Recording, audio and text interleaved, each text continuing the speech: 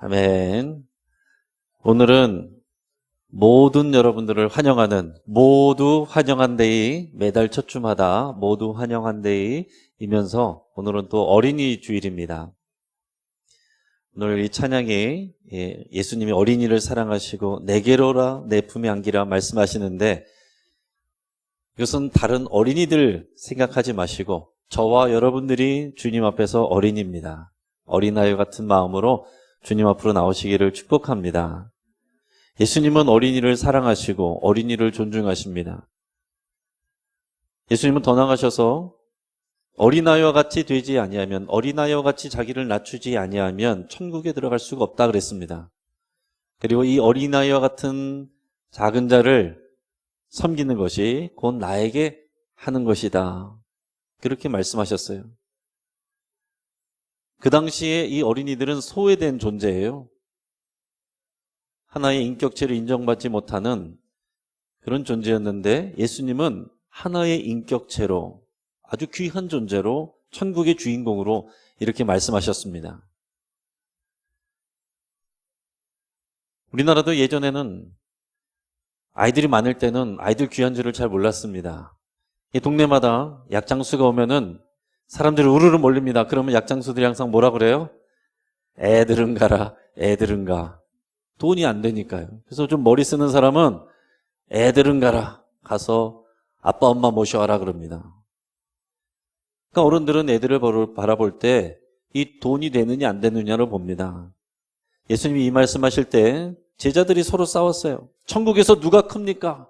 내가 큽니까? 저 사람이 큽니까? 어른들은요, 서로 경쟁자로 봅니다. 그러나 아이들은 그런 것을 재지 않아요. 금방 친해집니다. 부모님이 부자든 가난하든 상관없이 서로 친해질 수 있는 게 어린이에요. 그게 순수하고 겸손한 낮은 마음입니다. 여러분, 예수님은 그런 어린이들을 사랑하시고 이 어린아이 같이 되라고 우리에게 말씀하셨어요. 우리도 우리 안에 어린 나가 있습니다.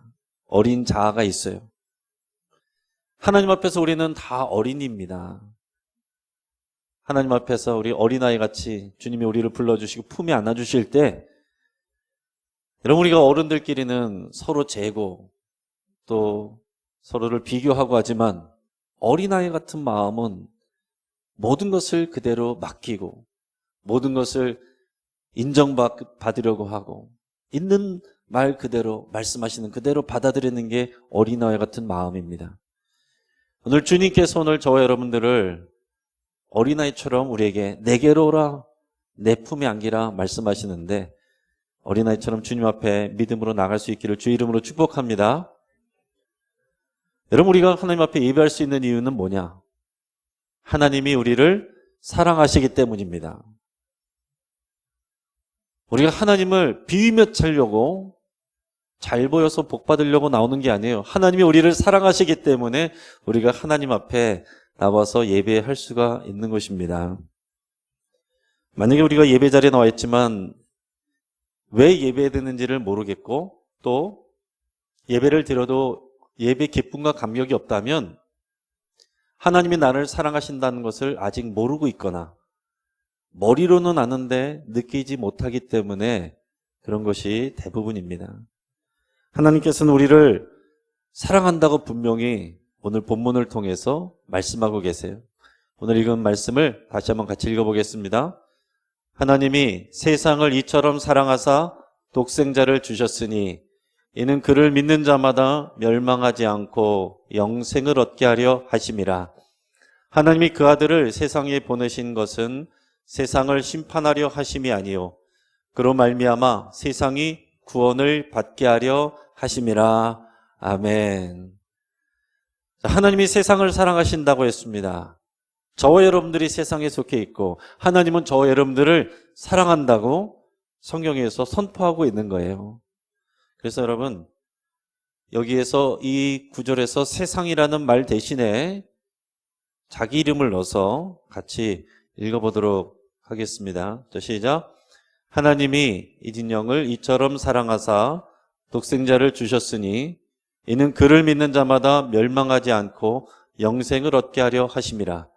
하나님이 그 아들을 이진영에게 보내신 것은 이진영을 심판하려 하심이 아니요 그로 말미암아 이진영이 구원을 받게 하려 하심이라. 아멘. 자, 여러분, 이 말씀이 여러분에게 주시는 하나님의 말씀인 것을 여러분이 받아들일 때 이 말씀이 의미가 있어요. 안 그러면 나와 상관없는 그냥 옛날 이야기일 뿐입니다. 그러나 오늘 살아서 역사하시는 하나님이 우리에게 내가 너를 사랑한다. 오늘 너희가 이 자리에 앉아 있는 것은 내가 너희를 사랑하기 때문에, 내가 너희를 사랑하여서 이 자리로 불렀기 때문이다. 주님이 말씀하고 있는 것입니다. 근데 오늘 말씀을 준비하면서 설교하기 참 어렵다 생각이 들었습니다. 왜냐하면 사랑을 어떻게 우리가 설명해갖고 되겠습니까? 사실이란 것은 설명을 하면 돼요. 합리적으로 설명을 하면 되지만 사랑을 설명해서 여러분이 사랑이 됩니까? 논증해서 사랑이 됩니까? 사랑을 우리가 말은 할 수 있지만 그래서 우리가 누리게 하는 것은 참 쉽지 않겠다라는 그런 생각을 하면서 오늘 말씀을 준비합니다. 우리가 부모님이 우리를 사랑하신다는 것은 머리로 알아요. 그러나 우리가 늘 가슴으로 느끼는 건 아닙니다. 그렇죠? 남자들은 군대 가면 훈련소에서 가장 마지막에 제일 힘든 이제 훈련을 마치고 이제 유격 훈련을 마치고 이제 높은 곳에 올라가면은 헉헉대고 이제 힘들어 있는 상황에서 조교들이 항상 뭘 시키냐면은 전방에다 대고 아버지, 어머니 사랑합니다 외치게 해요. 그러면 그 외치는 그 가운데서 안 우는 아이들이 없어요. 평상시에는 아버지, 어머니 말도 안 듣고 그랬는데 내가 이렇게 힘든 상황 속에서 아버지, 어머니 이름 불러가면서 사랑한다고 고백하고 소리 지르면 가슴이 울컥해지면서 아버지의 어머니에 대해서 그 사랑을 다시 한번 생각하게 되는 계기가 됩니다. 그런데 훈련 끝나고 또 휴가 나오면 금방 또 똑같아져요. 우리가 하나님에 대한 사랑도 비슷합니다. 우리가 하나님의 사랑을 머리로 알고 예전에 울컥했고 은혜를 받았어도 평상시에 우리가 늘 그 감동에 젖어서 사는 건 아니에요. 늘 하나님의 사랑을 내가 생각하면서 가슴 벌렁벌렁하고 그러지 않는다는 얘기입니다. 저도 마찬가지예요. 그래서 우리는 하나님의 사랑을 늘 생각해야 되고 그 하나님의 사랑이 머리에 머물러 있지 않고 가슴으로 내려올 수 있도록 해야 돼요. 근데 이것이 참 쉽지가 않습니다. 머리에 있는 하나님의 사랑이 가슴으로 내려오는 것이 쉬운 게 아니에요. 이것은 어떤 기술적인 조작으로 되는 것도 아니고 감동적인 예화 한두 번 했다고 해서 되는 것도 아닙니다. 성령님께서 우리에게 역사하실 때 하나님의 사랑이 우리에게 와 닿는 것입니다. 어떤 사람은 그냥 설교 중에 하나님의 사랑이 느껴지기도 하고 어떤 사람은 찬양하다가 하나님의 사랑이 느껴지기도 하고 어떤 사람은 나를 환영해 주는 사람을 통해서 하나님의 사랑이 느껴지기도 해요. 다양합니다. 어떤 사람은 예수님을 반대하고 미워했는데 어느 날 갑자기 찾아오신 예수님으로 인해서 그 마음이 뜨거워지고 사랑한다고 고백하게 되는 경우도 간혹 가다가 있습니다. 오늘 사랑하는 대상에는 세 가지 차원이 있어요. 첫째는 사랑하는 사람, 사랑할 만한 사람, 사랑스러운 사랑을 사랑하는 것입니다. 이것은 쉽죠. 여러분들의 자녀나 또 여러분들에게 잘하는 사람들, 또 공부 잘하고 말 잘 듣고 그런 사람들은 우리가 사랑할 만하죠. 그런데 나와 별 상관이 없는 사람을 사랑하는 것은 더 높은 차원의 사랑입니다.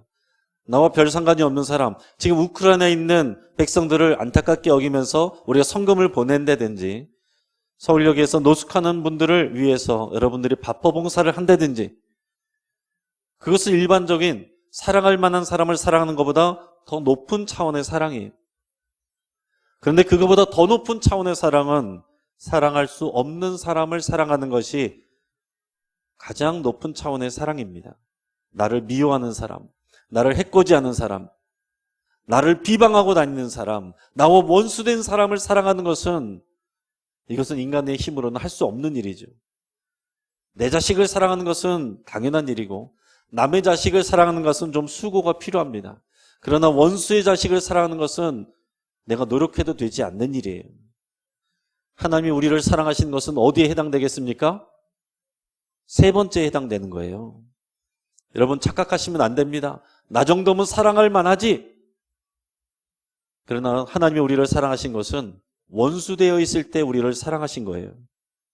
요한복음 8장 44절 말씀을 같이 한번 읽어보겠습니다.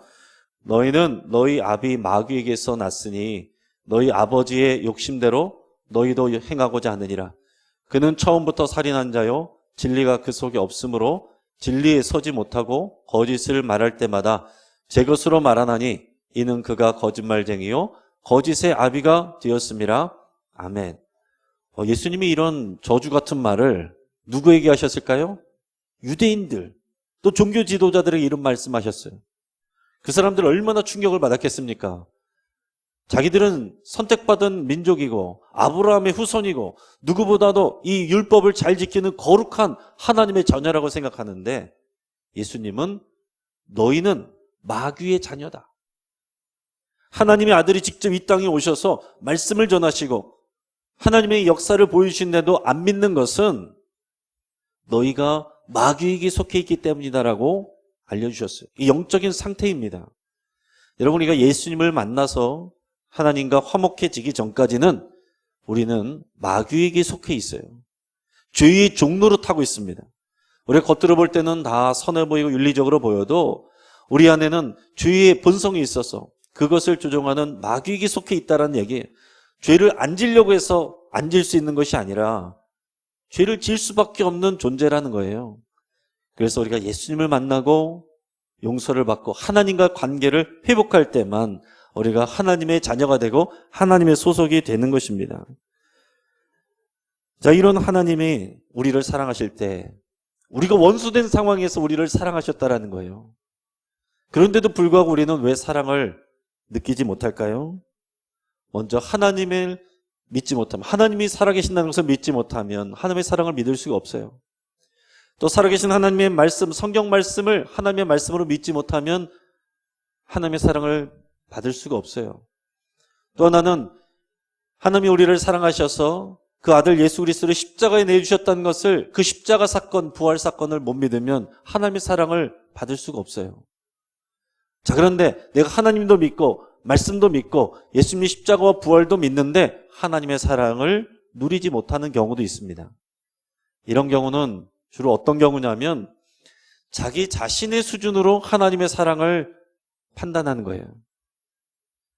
내가 볼 때 나는 그렇게 썩 하나님의 사랑을 받을 만한 존재가 못 된다. 나는 예배를 그렇게 잘 드린 것도 아니고 기도를 많이 한 것도 아니고 봉헌을 많이 한 것도 아니고 교회에서 봉사를 한 것도 아니니, 또 세상에서 나는 늘 거짓말하고 또 죄를 지었는데 또 미워했는데 나 같은 사람이 어떻게 하나님의 사랑을 받을 수 있어? 이 생각에 묶여있는 분, 그런 사람이 하나님의 사랑을 잘 받아들이지 못합니다. 하나님의 사랑을 잘 누리지 못해요. 그러니 여러분 뒤집어서 생각해 보시면 전능하신 하나님이신데 우리에게 그 하나님의 사랑을 알려주시고 보여주시고 확증하시기가 얼마나 어렵습니까? 요즘에 예능 프로그램에 우리 이혼했어요, 뭐 그런 프로그램이 있습니다. 그래서 이혼한 이 연예인들이 다시 이제 여행을 이제 가면서 또 이제 뭐 상처를 회복하는 뭐 그런 프로그램인데, 제가 최근에 그 중에 한 영상 클립을 보고 제 눈물을 흘린 적이 있습니다. 자, 그 내용은 이런 거예요. 그 예전에 유키스라고 하는 남자 아이돌 그룹이 있었는데 그 중에서 일라이라고 하는 그런 이제 잘생긴 제 멤버가 있었어요. 미국에서 태어나고 자라서 이름도 미국식이고 이제 한국말도 조금 어눌한 그런 정도입니다. 자, 그런데 잘 나가던 때에 자기보다 나이가 한참 많은 여자랑 사랑을 하게 돼가지고 아기까지 생겨서 그냥 부모님에게 일방적으로 결혼을 통보하고 결혼을 했어요. 아무튼 그렇게 결혼을 하고 귀여운 아들을 낳고 행복하게 살았는데, 근데 부모님의 입장에서는 얼마나 속상하고 화가 나는 일입니까? 자, 그런 마음이 끼어 있다 보니까 이 고부 간의 갈등이 심해져서 부부 간에도 금이 가고 신뢰가 깨지게 됐습니다. 그래서 2년 전에 이 두 사람이 이혼을 했어요. 그래서 일라이는 부모님 따라서 미국으로 가서 살고 있고, 아내는 아들을 키우면서 한국에서 살고 있습니다. 아빠 일라이는 아들을 볼 수가 없어서 영상으로만 이렇게 안부를 전했어요. 그리고 2년 후에 이제 이런 프로그램이 있다고 해서 참여를 하게 됐는데, 제가 보니까 이 헤어진 아내하고 회복하려는 그런 마음보다는 이 아들을 사랑하는 마음 때문에, 아들에게 그 사랑을 주고 싶어서, 아들이 상처받지 않기를 원하는 마음으로 온 마음이 더 크더라고요. 근데 둘이 가서 이제 여행을 갔는데 왜 뭐 편하겠습니까? 서로 받은 상처를 얘기만 하면은 서로 앙칼지게 소리를 지르고 서로의 상처를 퍼부어대니 참 힘든 시간들이 이어지는데, 그래도 어떻게 서로를 보듬고 미안하다고 하고 많이 좀 회복이 됐어요. 그러고서 이제 돌아오게 되는데, 원래 엄마에게는 아이를 아빠에게 보여줄 계획이 없었습니다. 왜냐하면 아이가 아빠를 만나면 처음에는 좋아하겠지만은 다시 헤어져야 되는데, 그러면 그 상처가 더 클 거라는 생각에 보여주기 싫었던 거예요. 하지만 워낙에 아빠가 아이를 보고 싶어하고 아이도 아빠를 그리워하니 허락을 해줬습니다. 아이가 유치원에서 하원하고 집에 왔는데 아빠가 짠하고 나타났어요. 그렇게 해서 만났는데 얼마나 감격적이겠어요. 그 아빠가 아들을 꽉 끌어안고서 이제 엉엉 우는 거죠. 그래서 아이와 함께 목욕도 시켜주고 밥도 먹고 침대에서 같이도 잡니다. 그런데 이 아이가 이 아빠 너무 좋아서, 아빠가 온 게 너무 좋아서 아빠에게 계속 얘기를 하는데 그 말들이 너무나도 참 가슴이 아픈 거예요. 아빠가 아이를 씻겨주는데 아이가 그렇게 아빠한테 물어봅니다. 아빠가 우리 미워서 버린 거 아니죠? 그러니까 아빠가 아니지, 아니야, 그렇게 얘기했어요. 그랬더니 아이가 아빠 의심해서 미안해요, 그러는 거예요. 그러니까 그동안 아이가 얼마나 그런 생각 가운데서 힘들게 살았겠어요. 그래서 아빠 온 게 너무 좋으니까 아빠 우리 같이 이 집에서 살아요. 같이 계속 자요. 아빠 가지 마세요. 제발요. 그러면서 계속 애원을 하는 거예요. 그래도 안 된다고 하고, 아빠는 엄마가 손님이라고 얘기하면서 아빠 있는 곳으로 가야 돼 라고 하니까 뭐라도 해야 되겠다는 아이가 생각을 했는지 자기가 잘못한 것이 없는데도 엄마 아빠 앞에 무릎 꿇고서 막 비는 거야. 아빠 제발요. 네, 그런 모습을 보니까 참 너무 마음이 안타까웠습니다. 여러분, 우리가 아이들은 부모님의 사랑을 받으면서 자라야 건강하게 자랄 수가 있습니다. 이게 하나님이 만드신 가정의 원리예요. 하나님은 하나님의 사랑을, 그 차원이 다른 그 사랑을 우리에게 어떻게 알려주겠어요? 그래서 부모의 사랑을 통해서 체험하게 하신 것입니다. 근데 이 부모의 사랑을 충분히 받지 못하면 그거 어떻게 되겠어요? 그러면 하나님이 살아계신 하나님이 나를 사랑하신다는 그것을 체감하지를 잘 못하는 것입니다. 그래서 그 사랑을 잘 못 받으면 남의 것에 대해서 집착을 하거나 빼앗으려고 하거나 아니면은 과도하게 남들 앞에서 잘 보이려고 하거나 주눅 들어 있는 그런 모습으로 자라기가 쉽습니다. 여러분들은 어떠십니까? 여러분들은 부모님에게서 충분한 사랑을 받았습니까? 아마 많은 분들은 그러실 거예요. 그러나 어떤 분들은 한쪽 부모님이 일찍 돌아가셔서 사랑을 충분히 받지 못한 분도 계실 수 있고, 부모님이 나를 사랑하신다는 것은 머리로는 알겠는데 표현이 서툴렀어. 너무 엄격하게 키운다는 것 때문에 그래서 오히려 상처를 받고 그 관계가 어려워서 힘든 분도 계실 수 있어요. 더 나아가서는 엮이는 가정에서 이 아버지가 술만 먹으면은 가정에서 폭력을 휘두르는 그런 불우한 가정에서 상처받으면서 자란 분이 있을 수도 있습니다. 부모님과의 관계, 특히 아버지의 관계 가운데서 충분한 사랑을 받지 못한 자녀들은 교회에 와서 하나님 아버지가 당신을 사랑합니다 라고 하는 것을 잘 실감을 못해요. 하나님 아버지 부르면 이것이 은혜가 잘 안 되고 마음에 상처가 되는 경우들도 있습니다. 그러나 여러분, 하나님의 사랑은, 여러분이 그 하나님의 사랑을 받아 누리시면 그 모든 상처도 다 치유하고 그 모든 것을 덮을 수 있는 게 하나님의 사랑입니다. 저는 개인적으로 감사한 것은 부모님의 사랑을 많이 받았습니다. 어릴 때부터 부모님이 나를 정말로 사랑하신다는 것을 느끼고 그것을 생각하면서 살았어요. 그뿐만이 아니라 부모님이 저를 위해서 항상 기도하신다는 것을 늘 알고 있었어요. 아주 어릴 때 새벽에 깨어서 보면은 부모님이 안 계셔서 울기도 했지만 부모님이 새벽 기도 갔다 오셨다는 것을 말씀해 주시고 설명해 주셔서 나중에는 깨어나도 괜찮았어요. 그리고 저의 아이에게도 똑같이 그런 일들을 했습니다. 부모님이 저를 사랑하신다는 것을 알고 저를 위해서 기도하신다는 걸 알기 때문에 제가 하나님의 사랑을 받아들인 것이 굉장히 수월했고 그것을 알기 때문에 제가 일탈할 수가 없는 거예요. 사랑하는 여러분, 여러분께서 이제 자녀들에게 잘해주고 싶으시면 돈을 많이 주시기보다 기도를 많이 해주시기를 축복합니다. 돈을 많이 주면 아이가 시험 들지만 기도를 많이 해주면 바르게 자라요. 놀아주는 모습을 보여주는 것도 필요하지만 여러분이 하나님 앞에 기도하는 모습, 하나님을 사랑하는 모습, 어려운 때 정말 믿음으로 하나님 붙잡고 이겨내는 모습을 보여주실 수 있어야 돼요. 그게 자녀들에게 큰 믿음의 자산이 되는 것입니다. 교회 학교에 와서는 선생님이 또 목사님이 하나님이 너희를 사랑하셔 이렇게 말씀하는데 그러나 집에서는 부모님을 통해서 그 사랑을 충분히 못 받으면 이것이 와닿지가 않는 거예요. 오늘 하나님께서 본문을 통해서 오늘 저와 여러분들을 사랑하시되 어떻게 사랑하신다고 그랬습니까? 독생자를 주시기까지 사랑한다고 말씀하고 있습니다. 자녀를 키워보신 분들은 다 느낄 거예요. 자녀가 열이 펄펄 끓어올라서 그 아이를 들쳐업고서 새벽에 응급실로 달려가던 그런 경험들이 있을 것입니다. 아이가 열이 펄펄 40도를 고열을 오르내리고 아파서 끙끙거리고 있으면 부모님은 너무나도 안타까워서 내가 대신 아팠으면, 내가 이 병을 알았으면, 차라리 내가 대신 죽었으면 이런 마음들을 갖게 됩니다. 그게 부모님의 사랑이에요.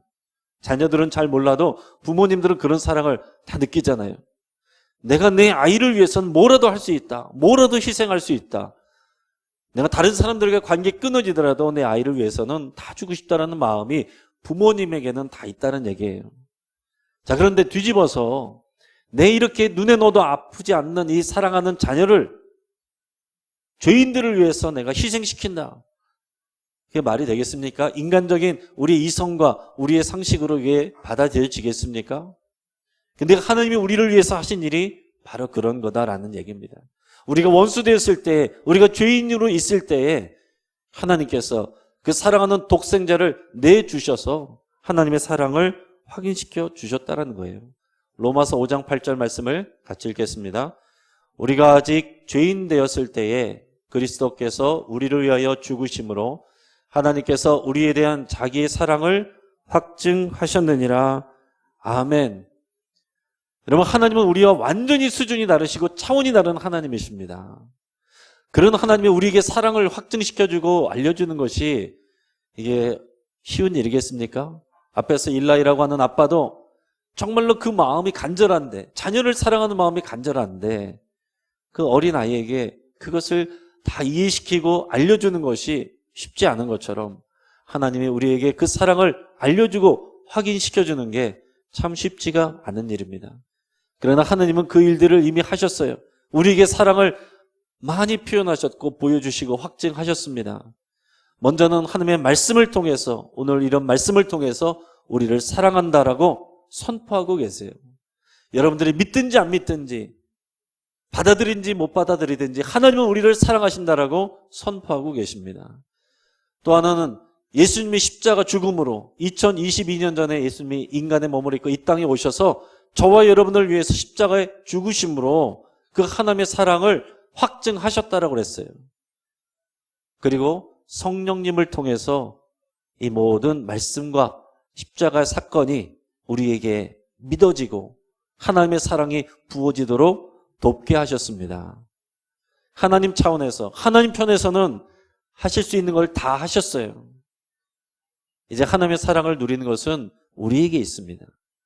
우리가 우리의 마음을 열고 하나님의 사랑의 고백을 나에게 주시는 말씀으로 받고, 이 십자가 사건이 나를 위해서 죽으신 하나님의 사랑의 확증이라는 것을 받아들이시고 나에게 그 하나님의 사랑을 깨닫도록 경험하도록 도와주시는 성령님의 도우심을 여러분이 구하실 때 하나님의 그 사랑을 누릴 수 있습니다. 여러분, 이 땅에 문제와 고통은 끊임이 없어요.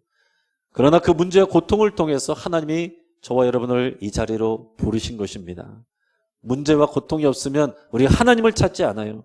그러나 문제가 있고 고통이 있기 때문에 하나님 앞에 나오게 되는 것이고, 그것은 하나님의 사랑을 부어주시기 위한 하나님의 놀라운 계획인 줄을 믿습니다. 오늘 성령님께서 우리 마음 가운데 그렇게 말씀하십니다. 하나님은 당신을 사랑하십니다. 한번 기도하겠습니다.